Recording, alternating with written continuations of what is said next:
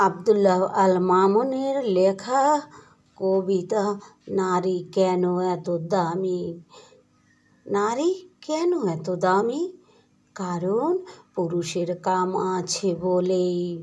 যদি পুরুষের কাম না থাকতো তবে নারীর লাল ঠোঁট তার দীপ্তিময় আবেদন নিয়ে পুরুষ কবিতা লিখত না। কিংবা যদি পুরুষের কাম না থাকতো তবে নারীর স্ফীতবক্ষে বুকের খাজ আর সুঢল নিতম্ব পানে আগ্রহ ভরে তাকাতো না।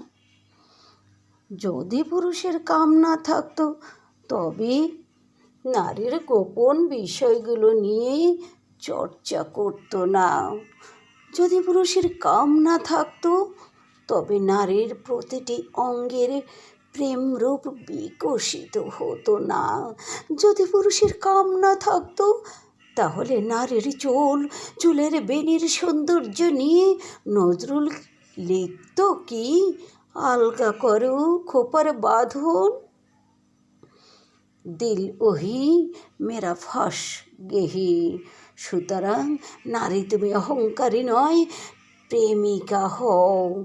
আর হে পুরুষ, তুমি কামুক থেকে প্রেমিক হয়ে আসো।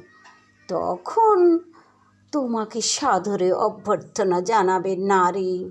আর গোপন অন্দরমহলে যেখানে পুরুষ প্রবেশ করতে চায় বারবার, তার গোপন অন্দরমহলে যেখানে পুরুষ প্রবেশ করতে চায় বারবার।